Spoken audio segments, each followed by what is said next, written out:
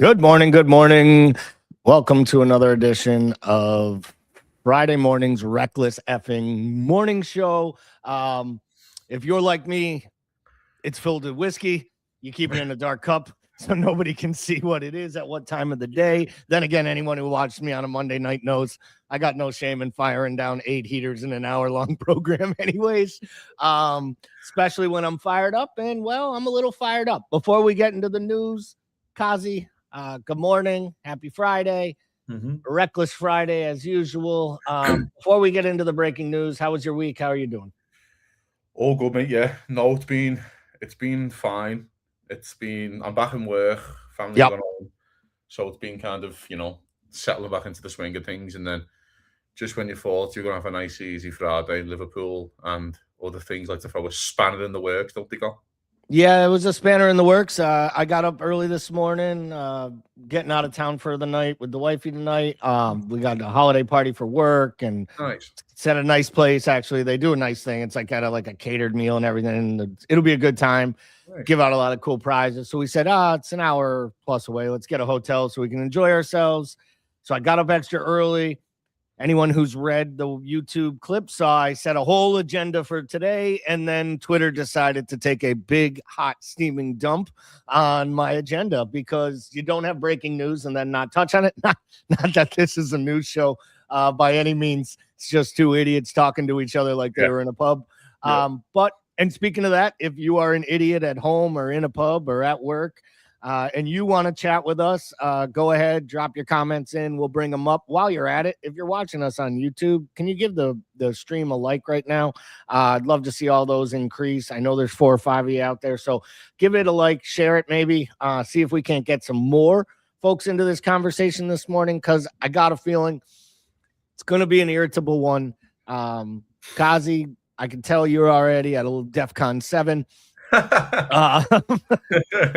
I'm somewhere right in that war games area between basically taking on the supercomputer with tic-tac-toe. Let's see if I can escalate you up to the. You'll get me there. You already had me say that the manager's gone based on this, and I've been kind of holding true that was still a 50-50 decision. But let's get to some of the news. So the big story, obviously, breaking this morning. Fabrizio Romano, Ornstein, all the talking heads, all the big pieces that Manchester City escalated their conversations with Guehi. He agreed to the project, and they have come to terms with a deal. Oliver Glasner did confirm. He didn't say the team, just to be fair, because the quotes are saying he's off the City. That was at it. But he did confirm that he was out of the squad for this weekend because a move felt imminent. Last time a move felt imminent, Glasner did something about it, and that was probably best for Crystal Palace. Speaking of that, we got Kev. Not a surprise he's in here that Palace is at DEFCON 8.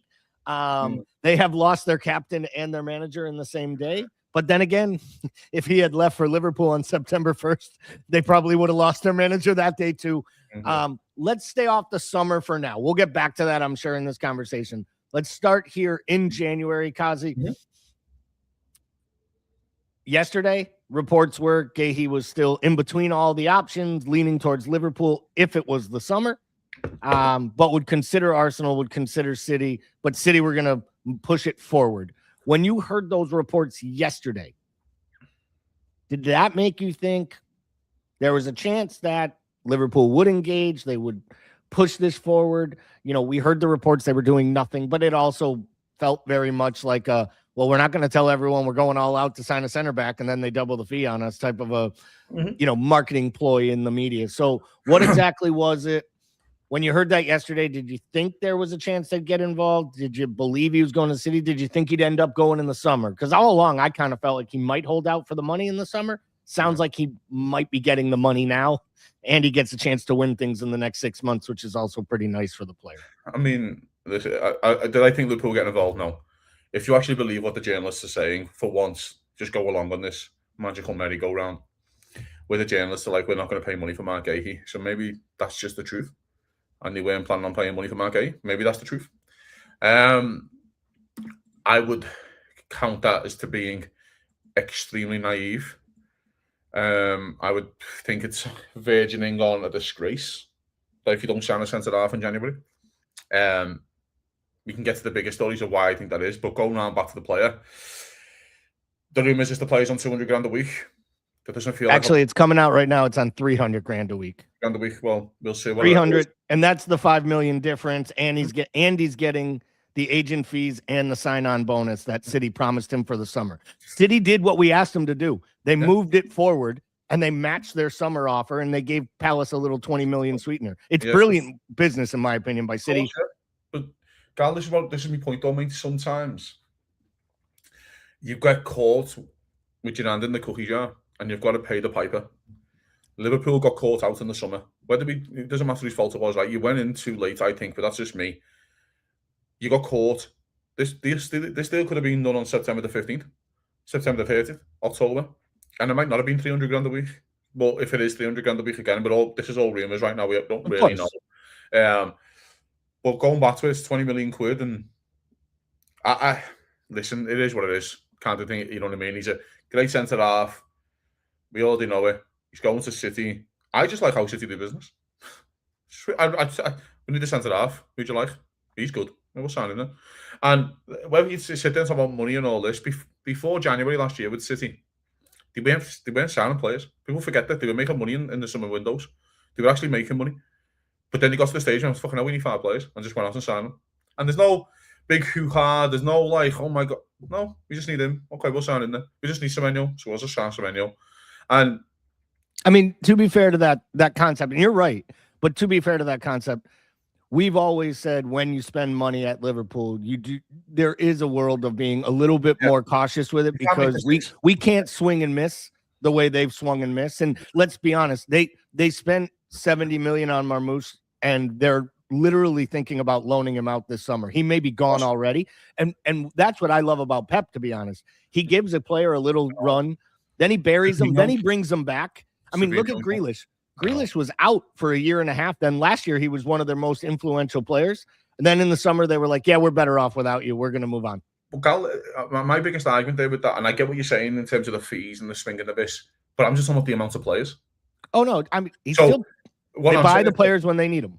No, what I'm saying, no, it's not about the money in that aspect. I'm just saying they see that they've got deficiencies in the squad and they'll go out and fix them. And but by the way, sometimes that's going out to find value in the market. I feel like Liverpool sometimes just sit on their hands a little bit. Now, there's reasons why they might be sitting on their hands in January, which I'm sure we'll get to. But overall, with the Marc, yeah, mate, it's disappointing. It really is, because he's a great player. But also, he just takes out another option that Liverpool can sign. So people who don't know, Liverpool cannot sign any foreign players right now because the foreign player quota is full. So the way Liverpool can sign a foreign centre-half is if you let one of the, like an Endo go or a Chiesa go. So right now, Liverpool are full. That's why Marc was perfect, because he's homegrown, of course, but that's another reason why it's extremely disappointing. Same thing with Semenyo. I think the Semenyo one I somewhat understand, not from a player standpoint, because you need 2 wide players. But if you truly believe, like if you believe that you are, because like you always say, I say it, these transfers start happening months in advance. You're working on the summer now if you're doing the job.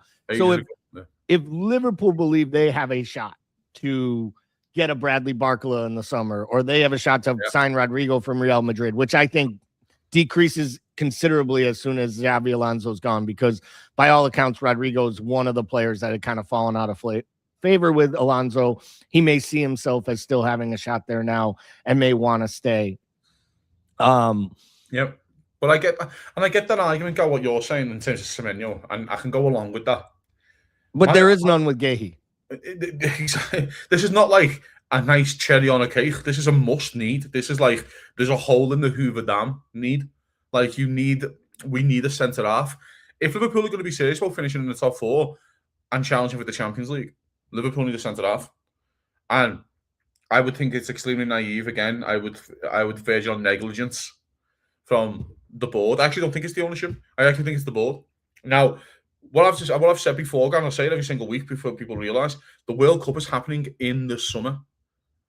So this thing of Liverpool, we'll just wait till the summer and go and sign 7 players. All those players are probably going to be at the World Cup. And a lot of them might go, just talk to me after the World Cup. I don't want to get involved until I'm at the World Cup. And then France might go deep, Holland might go deep, England might go deep, or whatever it is. You can't speak to them. We have a 4-week window, Gal, from the end of the World Cup to the first game of the season. Yeah. No, I know. I'm with you. Doing our business. When? Like, literally when? Marc Guehi wasn't like, oh, we were kind of linked with him. No, he was in the door doing a medical in the Liverpool. He had a shirt on. He did he did media work with our people. He was the option. So this thing of like, he was the first choice. And now you've let him go. Whatever. Fuck the waste of hands. I don't really want to get involved, right? Because the deal could have been done on the September the 2nd. And went, okay, can we box this off in January? Sound, let's do it now, then blah, blah, blah. You can get it all done. It's frustrating. It's annoying. But it's more annoying now, Gal. Because Leone's injured. Leone's gone. So it's not like Liverpool are even shorter than what they were on September the 1st. We're even more short. And Bradley. And Bradley's gone, and he can play right back. And Bradley's gone. And Joe Gomez, by the way, is still injured. Is anyone surprised that Joe Gomez still gets injured now and then? No. It's what he's done for the last 5 years. I won't even say the other thing, because the most surprising thing is the big bloke who hasn't gotten injured in 18 months. And I don't even want to talk about it out loud by name. And he hobbled off against Barnsley, didn't he? He was hobbling against. I was like, "Oh, baby, here we go." Fuck off. But again, going back to like, what I think about the manager. I've said it since day one, even last year when we were winning the league. I feel sorry for the manager. He's not sitting there going, "No, the squad's fine. I'll be okay." Is he? Because he's not a moron. The manager's a smart man.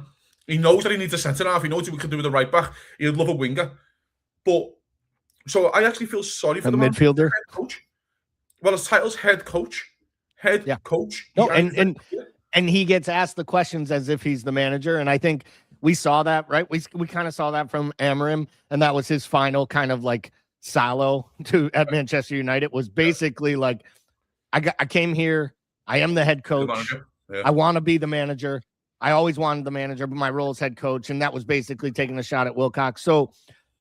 I was going to ask you this question. Bob in the chat says, Konate gets the Guehi money, Senesi on a free, and Leone will be back. I'm not as, I like Senesi. I think Marco Senesi is actually a really solid Premier League player. I think there have been rumors that he's already in negotiations with Juventus over a potential move for free in the summer. I guess my question to you, Cozzy, is, do you feel the two big pieces of news? One, that Real Madrid really wasn't that interested and kind of backed out of the Konate thing.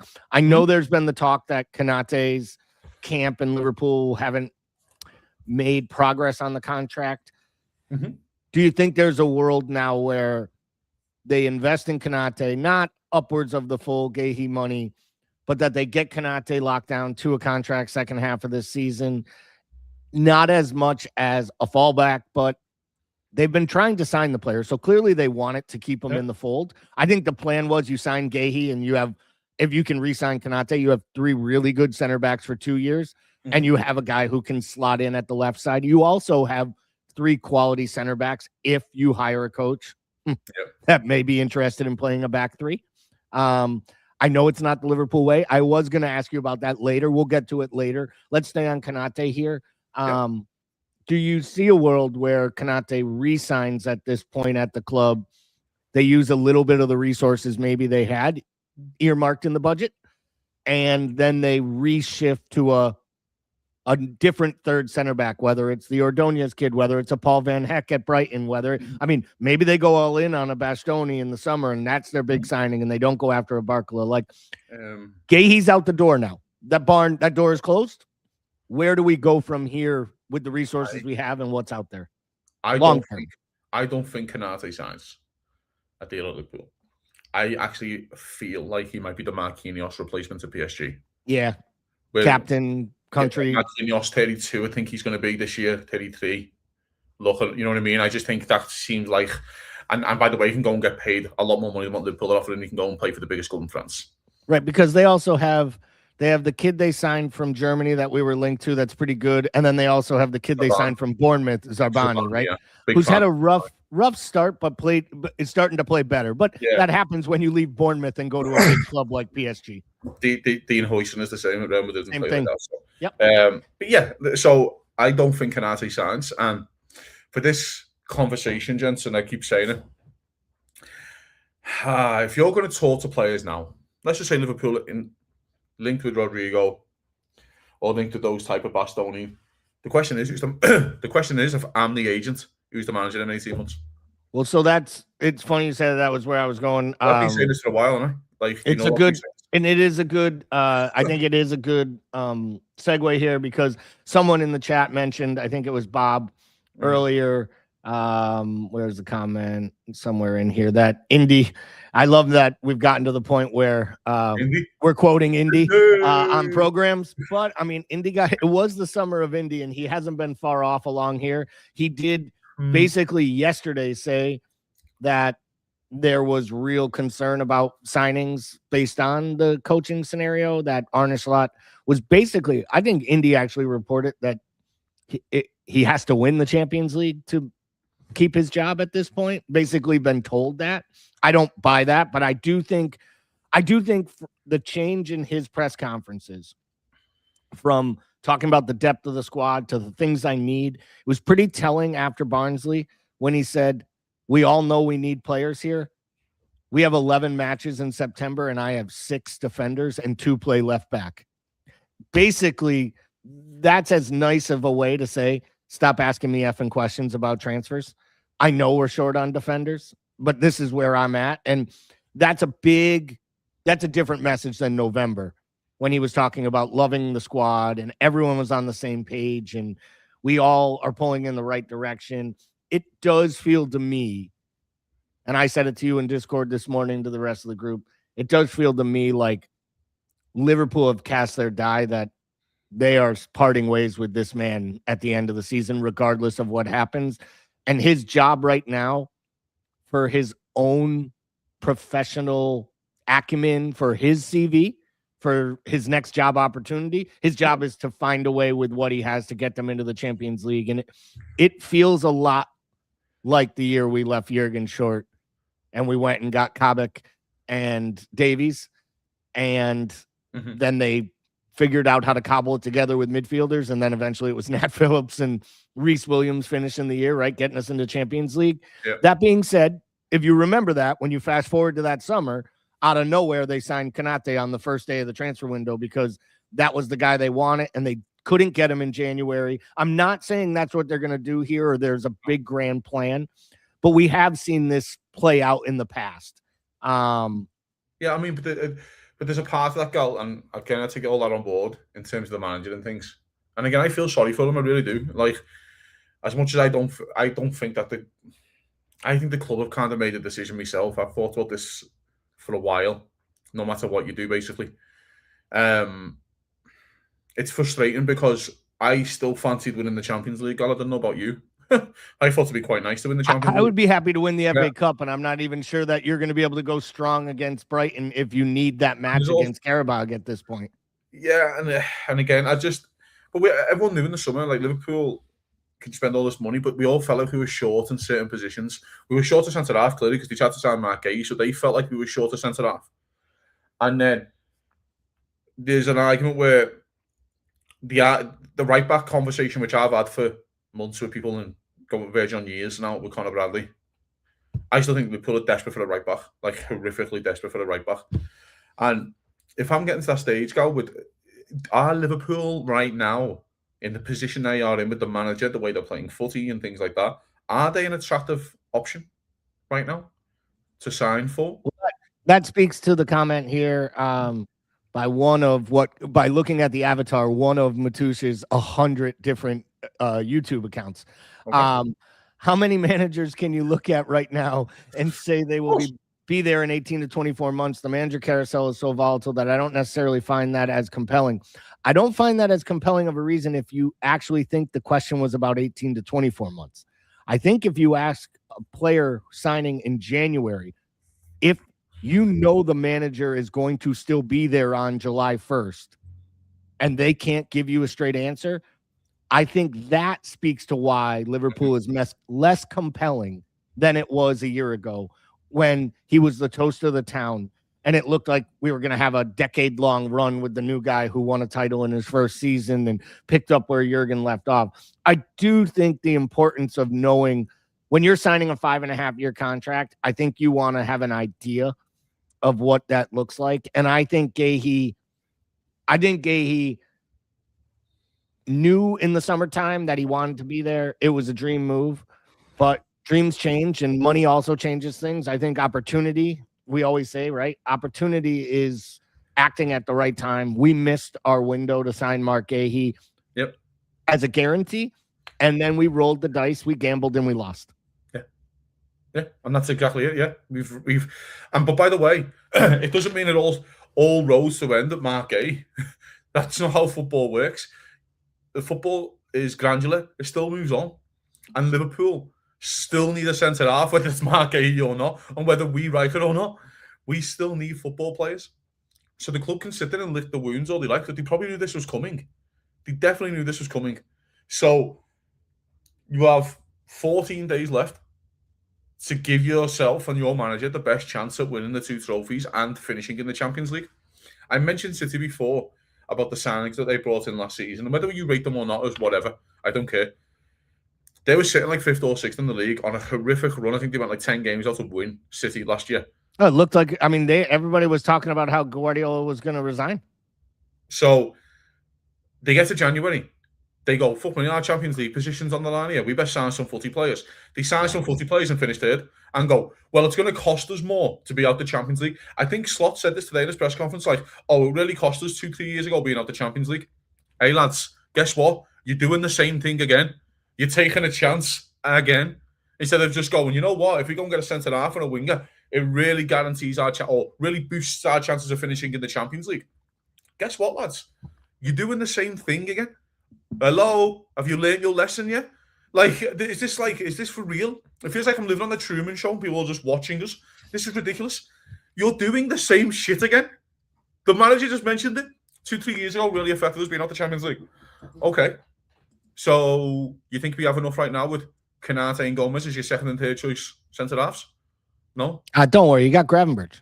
I forgot Reece Williams. Is he still knocking about? I think he is, isn't he? I think he is, actually. I mean, the manager couldn't remember Phillips' name the other day, so I'm not sure he even knows what Reece Williams looks like. He's putting Willity. He is mighty red. He is. He's putting Willity Lucky on the bench. But I mean, and again, but Gallo, I want to say this because I you know what my thoughts on the manager, but I do feel sorry for him. I do have a lot of sympathy for him in this conversation because this is not on him. It's not on the manager. Do you think he's sitting there going, I don't need a centre-half, I don't need a winger? He's not. Again, he knows the squad. Do you know what I mean? And, I don't know, man. It's so frustrating. It really is. And I don't know where the club are going. I don't know what they're thinking about, but, we are. So there was chatter in it was poor. It was poor. I can't believe what Slot said about Calvin Ramsey today. Oh. I heard it. I was shocked. I mean, the man management side of things, I understand the language. I understand the directness. There's a time and a place to say things, and then there's things you just don't say. There was ways to say he's doing a great job in training, but he's still third or fourth choice at this point with the options we have, or even if it's bullshit, there's a way to say it. But that the actual quote that I just believe there's better we have better options than him at this point is just such so a and it's not just poor, it's to Matouche or his doppelganger's point above, right? It's why a player wants to know, like, maybe Marc Guehi wanted confirmation that Slot wouldn't be there at the end of the year and he couldn't get it and said, okay, I'd rather gamble with Pep being there and getting Pep Linders or getting Xabi Alonso at City or Iriolo, whoever. But I don't want to work for a guy who talks about his players that way or doesn't dig out or digs out kids and doesn't rotate and doesn't trust the youth players. I mean, on one hand, he's talking about Ramsey that way, then saying, but he's been training with us, and it's great to see him train with us, and he's at our level in training. Well, if he's at our level in training, then he should be able to get on the pitch against Barnsley to get minutes to see what he has. I feel sorry for him there because that's on Szoboszlai. He should get minutes against Barnsley. But same with Trainioni. But the conversation always about Calvin Ramsey, what he said there, we have better options right now. Hey, mate, in 2-3 weeks, you might know. In 2-3 weeks, it might be your only option to play right back. Do you know what I mean? Or you're going to do Szoboszlai and Curtis Jones there and all that, and then we already know how all this pans out, and we already know how this goes. I mean, what's he going to do? Endo, another player he doesn't want to play, but don't worry, Endo's fit. Endo's going to be back on the bench this weekend, not playing, like Trey, like Rio, like Chiesa. Let's be real here. We go into every game with 4 or 5 lads who'd never see the pitch. It's fucking ridiculous. And 2 keepers. And 2 keepers on the bench. So, it's boggling what he said there. What he could have just said was, I think he's making great strides. He's really good. He's been around the squad. I like him having him around. He's a great kid. Just something along those lines. Just something very much. You just say, I've got a lot of better options right now. What kind of fucking comments that to a kid? So when the kid thinks he's coming in trying his hardest, he might just look and go, well, fuck off then. Do you know what I mean? Or piss off. It's just, I don't know. Again, Galley's just another one of those nails in the coffin for me. Where it's just, and by the way, this coffin was only 6 foot deep last season. So never mind now. But he just keeps just digging this hole deeper with people. They alienate people. Liverpool are unbeaten in 11, right? It's the most unconvincing unbeaten run of all time. Is this unbeaten in 11 garbage, right? But Liverpool are unbeaten in 11. Liverpool are picking up points and he has stopped the rot. Full credit to the manager. And I want that. Full credit to the manager. It's very important. Because he has done something different and it's working. But you're not sitting there right now with all the cards. It's like Amarim's last conference. Mate, you've got no credit in the bank. You can't come out and start slating people. You've got no credit. Slot has some credit because he won the league, of course. And mate, I feel like every single press conference, a little bit of credit just aches away. And he just apes, literally just claws away at his credit every single press conference. I thought it was a poor comment. And I'm not here slating the manager at every single turn. Again, I want full credit to the manager for the run we're going on. But yeah, I thought that was poor, Gal, because I tell you right now, mate, and I keep saying it, he might be your only option in a few weeks. He really might be your only option. You've got Mo Salah coming back, mate, and your relationship with Mo Salah is, let's just say, is frayed at best. Frayed. Well, if you drop Mo Salah again, or if you have another run in with Mo Salah, Frimpong's playing right wing and who's playing right back, Gal? Because Liverpool aren't signing a fucking footy player. You know what I mean? And the last thing I want to see, Gal, I don't know about you, we cannot have Joe Gomez starting right back for Liverpool. That is just cannot happen in another footy match. Because if Frimpong gets injured, we are done for. He has to play for Canate. He just has to. And that's what's so frustrating, because Canate plays against Barnsley, brings him on. And then I'm like, I don't get it. Gal, help me out, mate. The comment says, I think we as a fan base are generally quite patient, but man, Slot's making it hard to stay on side with his comments. Yeah, I mean, I do feel like half of Liverpool supporters group, no, let's say 3/4 of Liverpool supporters group have been caught offside when it comes to the Slot out mentality, like they are Darwin Nunez on a bad Saturday afternoon. Like they just have no clue. They're just making runs and they're running as far away as possible. So, Coz, you are from the city. I do want to talk a little bit about some of the other stuff, the squad. We will preview Burnley a bit, maybe talk about the Glasner news as well. But you're from the city. You grew up there. You know the people. What is Anfield going to be like at 3 p.m. tomorrow afternoon? Because I think there is something to be said about, and let's please, people in the comments, we are not starting a in-ground supporters versus online supporters, foreign supporters. We're all supporters who's asked. We are all supporters. And we've always said this on this channel. We hate when we're made fun of for being American. There are plenty of reasons to make fun of us. It does not need to be what country we were blessed to unfortunately be born in. Yeah, pretty much. I think right now, if I was having a kid, I'd be thinking it was like 1942. I would be acting like I was the Von Trapps, and I'd be trying to climb over some border in Maine so I could have that child in Canada. Like I'm making it to Switzerland.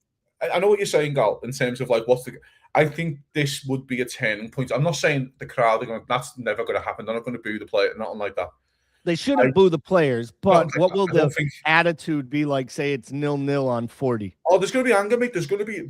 I think a lot of fans, whether you're from the city or not, 'cause we're all supporters, are all frustrated, and all are very frustrated because the people who are making those decisions never get held accountable. They never get held accountable. But the sound, like again, when they're announcing the manager, they come out, or when we win a trophy, they come out, and that's all great. But I want to know what Richard Hughes is thinking. By the way, for people who don't know, this doesn't happen in Germany. The sporting directors do interviews in Germany. I think once a month they do a meeting with the local press, and then like twice a season. I think like Christmas time, and they do the full European press conference. So almost like in America, to be honest. That's I mean, in America, Richard Hughes, the equivalent, the general manager or the sporting, talent directors, scouts, they literally have like paid radio slots where they got to go on every week and talk to the fans, the supporters, whatever you want to call it. Only in Europe do you get to hide. Well, at least in England. I'm sorry, in England. In England, right, where you just not held accountable. And again, I've got a lot of sympathy for the manager in that. Because again, I thought Jurgen Klopp, and we all agree with this, I think, when you look back at it now, especially in hindsight, that he protected the board a lot. And I thought he did that a lot anyway. I thought he protected them a lot by saying, no, the squad's sound and that, but he knew it weren't in some cases. I think this now is an extremely frustrating time. And I think people would have turned today in terms of what's happened, and especially when you see the amount. If City are throwing 50 million, 55 million at Guehi, they all go, fair enough. I wouldn't want to pay 55 million for a lad who's got 6 months left. Do you know what I mean? But when you see the price of 20 million go, I think that can build up the frustrating as well. And I see the comment, I think you brought it up then about Anfield being tame. Anfield has always, people don't know at least, Anfield's always been a ground where the players also have to get you into the game. They have to do something to get you in it. Or otherwise, we're like, it's not like you go and impress me. It's not like that. But it's like, if you show me some heart and desire, we'll come along with you. The way Liverpool are playing right now is dire football. Whether we like it or not, it is absolutely dire. It is not exciting. It is not entertaining. We all know this because we're watching the same footy match, right? So the crowd are not responding to it in a way of that you would usually see, like I say, under Jurgen Klopp. By the way, Jurgen Klopp is a freak of nature of how his teams used to play. It was a freak. We should, the greatest time of our lives kind of deal. Yeah, 100%. We've talked about this on the show. People are going to look back at us and City's 8-year run in the competition, and they're going to look at it as if they're watching Barcelona and Real Madrid. That'll be studied in Harvard in 15 years and go, how can you get to such a level in sport, in a team sport, where everyone can go along with you for such a period of time? But Anfield's always been that crowd. I always go back to the game, and you'll remember it, Gal, when Arsenal come to town a few years ago, and Liverpool are garbage in the game. Liverpool are poor at the time, by the way, really poor. I think it's 22-23, I think. And Arsenal go 2-0 up. And then Granit Xhaka has to run in with Trent, with Arteta on the sideline. That just triggered everything. So sometimes Anfield just needs a trigger gal to go along. Like, for example, that game, you can come here and beat us, but you're not going to come here and take the piss. You're not going to come here and kick us. Do you know what I mean? And kind of kick us while we're down. So when Trent had that run in with Xhaka, the crowd reacted to it. It was one of the best atmospheres for the last 45 minutes. We need that trigger. I think the crowd has always needed that trigger, gal. And unfortunately, the way this football gets played, there's no trigger there to even get a crowd involved, unless it's 0-0 on the 80. But even then, you've got to show us something. You look at the Leeds game, for example, a few weeks ago, we're on 0-0. Just you offered nothing, you showed nothing, so we'll give you nothing. Yeah, it's brutal. It's going to be interesting tomorrow. I mean, they need them. They need to come out and play well in the first 15, 20 minutes. They really do. I mean, it was big. It was big to thank you, Andy. Come on, you Reds. It was big, obviously, to see Ekitike back on the pitch. He made the bench, but actually got 15, 20 minutes against Barnsley, him and Wirtz. That's important because I do think if you don't see him on the bench at all, you have to question whether he would have been fit enough. As well, don't we? Which is nice. They create for each other again, and I think that's an important sign. So let's step a little bit going forward. We know what's happened. We spent a half hour on Guehi, and more than just Guehi, the club. The other bit of news that came out of the press conference is that Glasner is officially stepping down too. So at least he is a man of his word. He said, if you sell Marc Guehi, I'm leaving. They sold Marc Guehi and the fucker walked. Just kidding, folks. Kev, not trying to trigger you, brother. Hope the weather's nice in New Zealand, middle of the night or whenever the hell it is. But I caught myself on that one. That was pretty funny. When we talk about the Burnley match here, I think we both expect the front two of some sort, that the front three of Gakpo, Wirtz, and Ekitike, or do we think Ekitike, maybe Wirtz tucks in behind and he tries to go with two? I mean, we know Frimpong, Kirkez, Konate, and Virgil will play. We know Ali will get restored in net. What do you think the three in the midfield looks like before we touch on what the front three kind of looks like? I don't know, Gal. And the reason being, I don't know, because I don't. We're going to see Frimpong play right back, and I really don't want to see Frimpong play right back, and that's why I'm sad. Liverpool have a massive Champions League game on Wednesday, you know. Oh yeah, and I feel like with Gakpo getting the start against Barnsley, that he might not start him now because he hasn't long come back from injury as well. I don't know. I just had that little, that little nagging thing in the back of your head going, he might not do him here and do him for Marseille away. Do Gakpo. So you thinking Wirtz on the left? Yeah, which stinks, doesn't it? I know, but there's also a part, if you go to an old school 4-4-2 and you're doing Jones left wing, Szoboszlai right wing, Gravenberch, McAllister, Wirtz, and Ekitike, well, you can get on board with that. But you've got to go to an old school or diamond shape or whatever you want to do. Right. You know what I mean?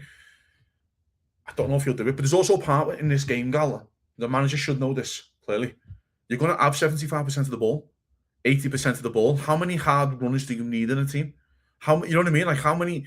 Can you get a bit more creativity on the pitch? Can you get Wirtz further forward and go, you don't need to worry about working hard because they're not getting out their own half? Do you know what I mean? I think sometimes teams fall into that a little bit when they go, we'll just pick our best 11, and you go, actually, no, you need another 2 or 3 creative players because this team's only going to have 20% of the ball. Do you know what I mean? So I don't know, maybe that's it. So I've got Gakpo in my head, Gal, where he might not start Gakpo, but he's definitely starting him against Marseille, you know what I mean?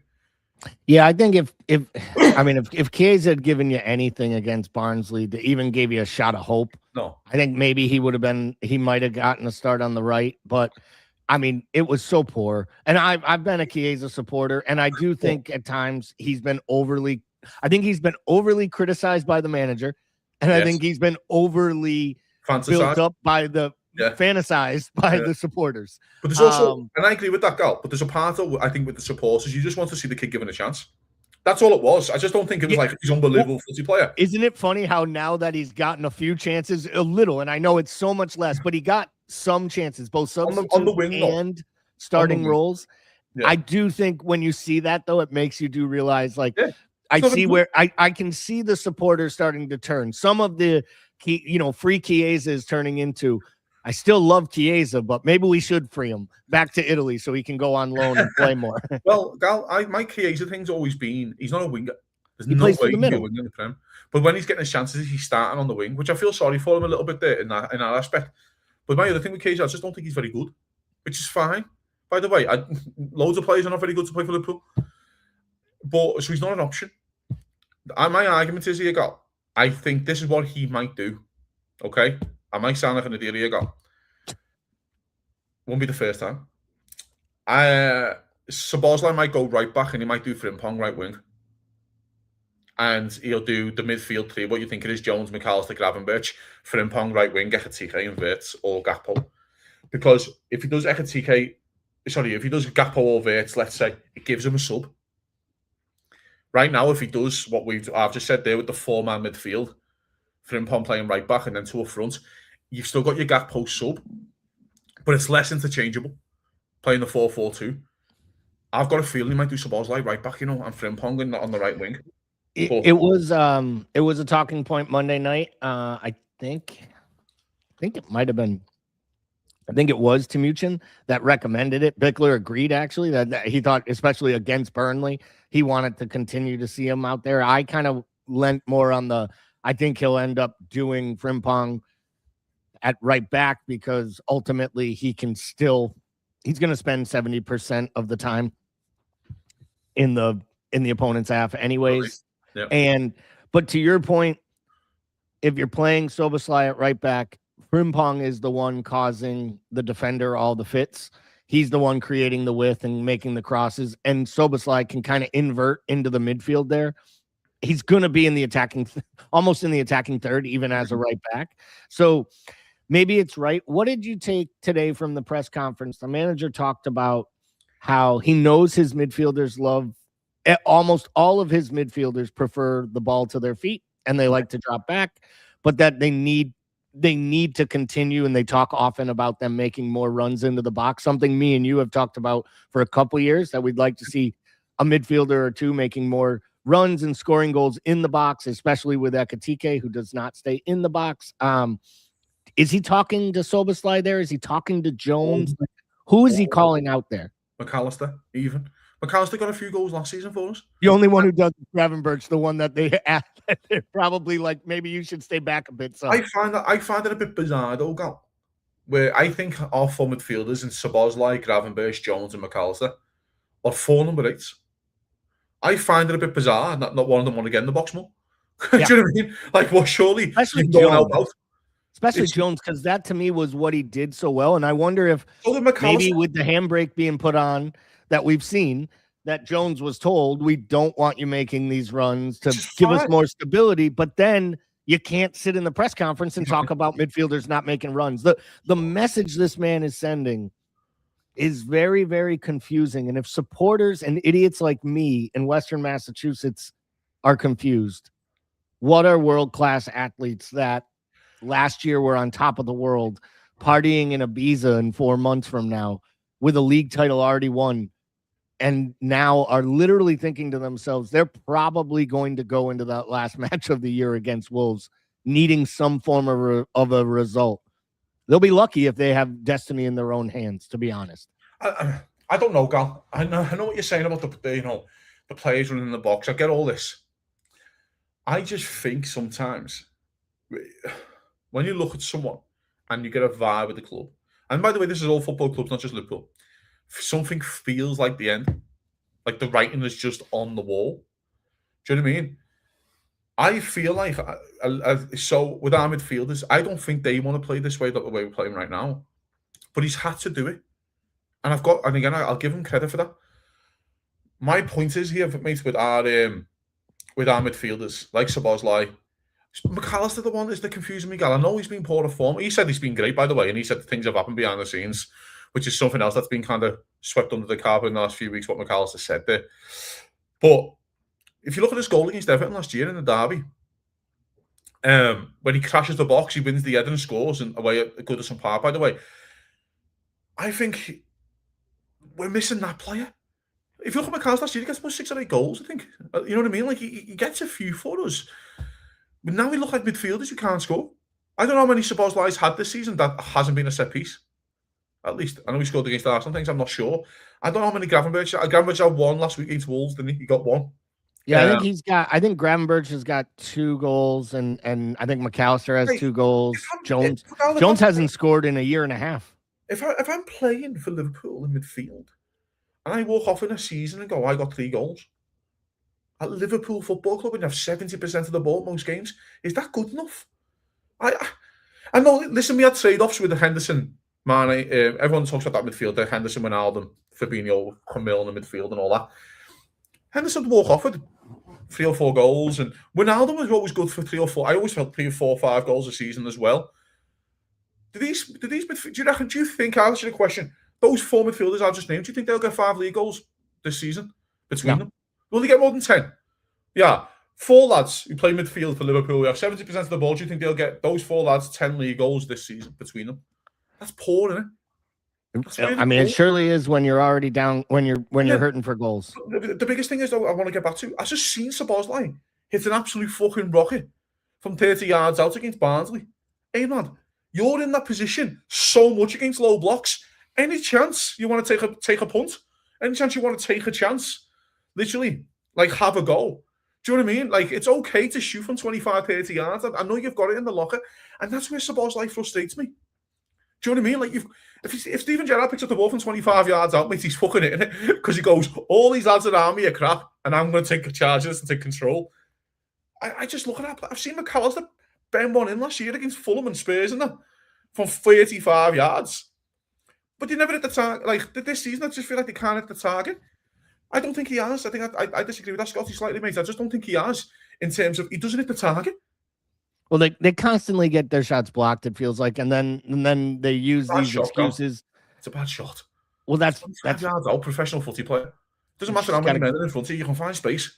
Just get the ball on target. And I hate to say it, I'm not one who screams for long shots all day, and it irritates me at times. But at some point, you have to take them, especially. I mean, we just played 3 matches in a row without a recognized number 9. We have Cody Gakpo drifting around the box, literally playing like he's Frimpong. Feel sorry for Gakpo. Don't get me wrong. This isn't slating on him, but when you don't have a center forward in the box, you don't have a presence to hold the ball up. At some point, you're pinging the ball around. A midfielder has to take a pop and actually make a goalkeeper work. Because can you remember, like, this is the thing for me. I can't remember an easy goal all year. I don't remember a goalkeeper spilling a rebound. Like, we used to score goals because Mo Salah would do beautiful things. He'd curl one to the back post.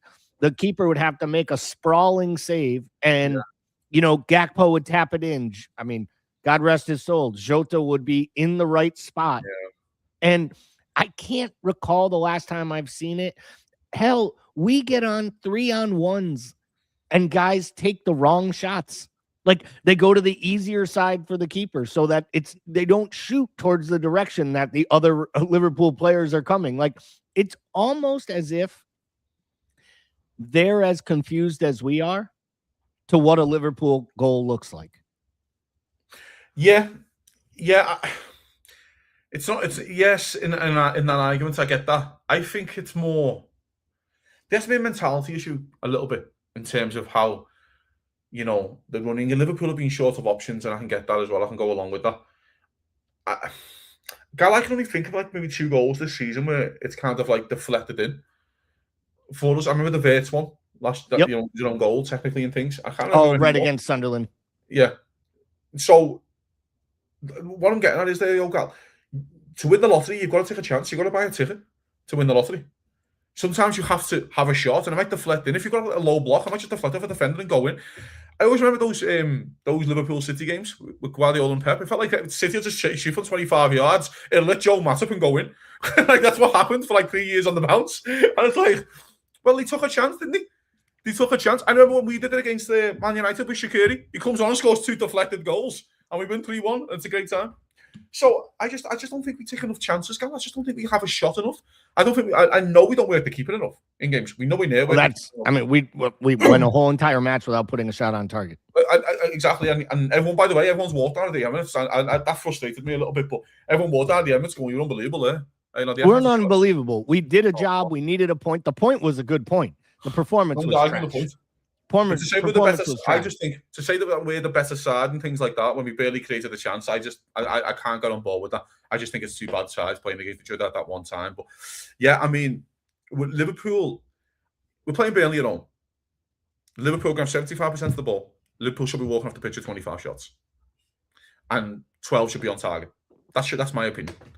And it shouldn't be that many sideways passing trying to create the perfect chance. Sometimes you've just got to fucking take a chance on the lottery, mate, and smack it dead hard at the goalkeeper. As you just said, the keeper might spill one to one of our players. The keeper might throw one in his own net. It might take a deflection. It might go out for a corner. You score off the set. And let's be real. This guy is arguably one of the weakest statistically. And I know he plays for Burnley, which was a better defense granted in the championship, but was a much better defense last year with the young Trafford kid at City than it was with Dubravka, who's been replaced twice, once at Newcastle and once at United. So for me, this whole idea, you need to work this keeper. We've talked about this in the past. We have 10 minutes left. Mm-hmm. I want to move a little bit towards the Marseille match in midweek because it is huge. That match is so monumental. It's so important at this point. So we know that Liverpool will go strong tomorrow against Burnley. It's all they really have at this point. The manager doesn't trust rotation pieces, so he's probably not going to rotate. Yep. I do think we'll see some, rotation maybe between Kirkes and Robbo between the Champions League match and this match. And I think I would probably, as weird as it sounds, what are you doing? I think I would do Kirkes in the league at at home against Burnley Same. because he offers you a little more pace on that side. If they counter, he has a chance to get back. To your point, I don't think Gakpo will be starting, and I think Kirkes plays better with Wirtz and Jones than he does clearly with Gakpo. And two, I think Marseille is a sneaky tough trip away, and it's a sneaky tough trip with tough supporters in a hostile environment, a tough city. And I think I want Robbo and his leadership, and I got less of a worry of him getting a red card in Marseille than I do Kirkes. The last thing that scares me big. The last thing we need in Marseille is a fullback getting booked on the 30th minute. Exactly. It's the last thing you need. Again, the Marseille game, the reason why it's turned, by the way, Gal, and this is on the football players as well and the manager, the reason why it's turned into a monumental game is because you got battered by PSV at all. If you go and do your job against PSV and get those 3 points, which you should do, just go and do the decent thing and beat PSV, you can go and take a point. And no one's asked. Do you know what I mean? Then you just whack Karabakh at home and you're fucking fine anyway. But now you've turned it into this. So there's that. The big positive about Marseille is Mo Salah should be back. Depending on how much Mo Salah can play. In terms of like how he wants to play. And I don't know his body clock. I don't know the time difference in Morocco and shit. But Liverpool fucking need him. Like Liverpool, this is where our leaders step up in these big football matches and we've missed them. In terms of scoring, I know Liverpool have gone undefeated, and you can say we haven't missed them, but I think we've missed them definitely in certain moments. Leeds at home and teams like that. I mean, you miss them no matter what. You miss them. You miss them because we have one less option that the manager trusts, whether he likes playing them or not, whether he gets along with the player. It doesn't matter. He's one more option that the manager does trust from the start and the players trust. He's the reason why the manager's got a job. Because if Mo Salah doesn't have the season that he did last season, Liverpool don't win the league. And Liverpool probably finish, you know what I mean? So he's the reason why the manager has a job is because of Mo Salah. Well, the reason the manager has the title. I don't think they would have fired him if he finished third last year and didn't win the league. I think he still is here. But he's the reason he has the title. He's the reason he was given the rope in November and early December is because of the title. So I agree with you there. The argument is if he finished third last season, he would have been sacked by now. Probably. Yeah, exactly. So he's still the reason why he's in a job. Probably would have got sacked after me and you had a $350 breakfast watching fucking them shite play against Manchester United. Yeah, well, when you watch Harry Maguire score a winner at Anfield, it fucking doesn't half fucking make the bar bill go high. No, yes, it does. Yes, it does. But yeah, I mean, listen. So Liverpool have a massive game. I mean, the Burnley game's a massive game. Liverpool, whether you like it or not, Liverpool should have been home and dry in the top 4 in terms of the points that you've dropped. And the reason why I'm saying home and dry, Gal, you have dropped points against Leeds twice and Sunderland at home. And whether you think Sunderland is a good side or not, you're playing a promoted side at home. I expect Liverpool to win. Who would have thought it, Gal? Sometimes, you know what I mean? I expect Liverpool against the promoted side at home. Liverpool should win. By the way, Liverpool are playing a promoted side at home. The worst promoted side by a mile, by an absolute mile. I expect Liverpool to do the business, and I want to see Liverpool do the business. And the last thing on this, right? I want to see that 45 minutes against Arsenal where you played really well. Okay, didn't create, but you played really well. Control the game in aspects. I want that performance from minute 1, please. Yeah, you need it in the first half because to me, this is an opportunity. All right, so and this isn't on Soboslai. We all know I was very critical. I would have yanked him at the half against Barnsley personally. I might have even considered yanking him before it, and I get it. People say it's an overreaction, whatever. For me, it was an opportunity to make a statement and do something that the head coach has not had a problem doing to other players. And I think sometimes if you're going to bench a club legend, I think you should be able to yank your player of the season for making that type of mistake against a League One opponent and keeping them in the match. But take the actual error out of the way. They have an opportunity here to right their mistake against Marseille and have a 2-0 lead at half against Burnley. Because if you're up 2-0 at the half against Burnley and then you don't come out with a malaise and you come out with a direct active, you can get Rio 30 minutes, you can get Ramsey 20 minutes, you can get Trainioni the minutes that were stolen from him on the back heel ridiculousness. Chiesa, and more importantly, you can get every one of the guys who needs to be off the pitch and rested from Marseille. Because none of those guys, let's be real, no one I just mentioned, you just mentioned, outside of maybe a late substitution of a guy like Chiesa, is going to feature against Marseille or is in the plans to feature. So I need to see Frimpong on the bench for a bit. I want to see, Wirtz off the pitch if possible. Do I really want Hannibal down 3-0, kicking Ekitike all over the pitch or taking Wirtz out from behind, the little dirty prick? Like, we know how Burnley's going to be if this match gets away. And you're right there, Gab. There's a part of me that's in the back of my mind with who the manager is. And the manager has also been battered 9-0 by Liverpool in a previous job, of course, at Bournemouth, when Liverpool whacked them 9-0. Yeah. I think so. I actually think if this game goes 2-3-0 quick, say 3-0 inside the hour mark, he's going to look and go, we're not getting. He'll basically look at the manager and go, come on, take your 3-0 and get out of here. Just don't embarrass us, keep the clean. You know what I mean? Like, and he'll tell his players that. It's game over. Whatever you do, no more. Just whatever you do, no more.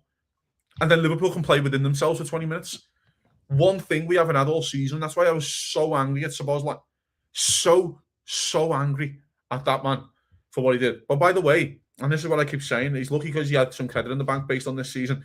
And I just keep saying to myself, what if Konate made that mistake? Who has no credit at the moment in the bank? What if Konate made that mistake that Szoboszlai did? I think everyone would be absolutely, trying to kill the man. So, Liverpool are playing a really poor side.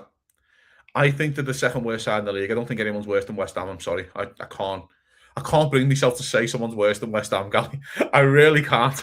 But Liverpool are playing, in my opinion, right now, the second worst side in the league. I actually think Wolves are playing better than them right now. They picked up a bit of form, Wolves. And Liverpool need to put them to the sword. You've scored a few goals now against Barnsley. The players you've wanted to score probably scored. Szoboszlai, Frimpong, Wirtz and Ekitike, we would all love them to get a goal, and they all did.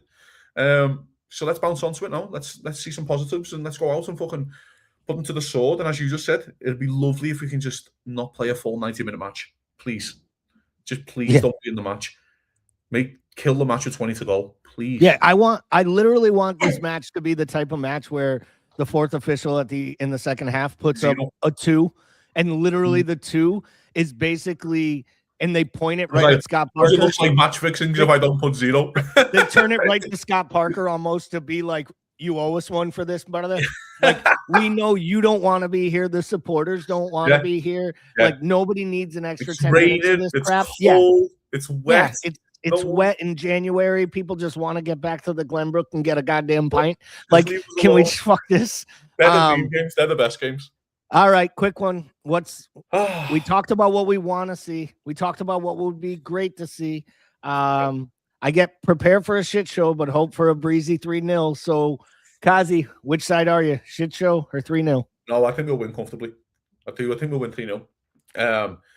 I do think it'll be like a 2-0 in the first half kind of job and then secure it towards the end. Do you know what I mean? And I just think something has to give. You can't keep playing this way, and I need to see some goals and some entertainment. Because if we go into this game, we'll have another 1-0, 2-1 Liverpool win. The crowd are going to see their arse pretty soon, I think. And the longer it goes 0-0, the more worried I am the game finishes that way. And I think you can't let that happen in this match. I really believe this is a match you need to come out. You need to take the handbrake completely off. You need to tell the guys, we're not going down 1-0 because they aren't going to come at us if we're moving at them. So play within yourselves, play with passion, play hard, give these supporters something to cheer for, and they will take you through this. They will carry you across the line. But to your point, if you give them nothing in the first 20 minutes, it's 0-0. Burnley gets an opportunity or it's shaky at some point. I think it could get ugly. So I'm going to actually step one higher. I'm going to say they get 4 goals on the day. Oh, wow. 3-0, we get the subs in, and then we get some shocking goal from somebody, one of the subs, somebody like a Trainioni, someone pops up, and because that's what happens too. You give kids the license to play, they keep playing. The other team might be willing to sit down, but these guys haven't got a chance all season. And I would like to see what Nioni can offer. I've been critical of him this year, but I do think he was hard done on Monday. I mean, even bringing him on for the last 3 minutes was just kind of as much a smack in the face as anything. So I'm gonna hope, pray, and hold out hope. But But for me and Gally, or for me and Cozzy, I'm Gally. Everybody out there, thank you for the comments. We had great interaction today. The Reds just got to do the right thing and secure 3 damn points.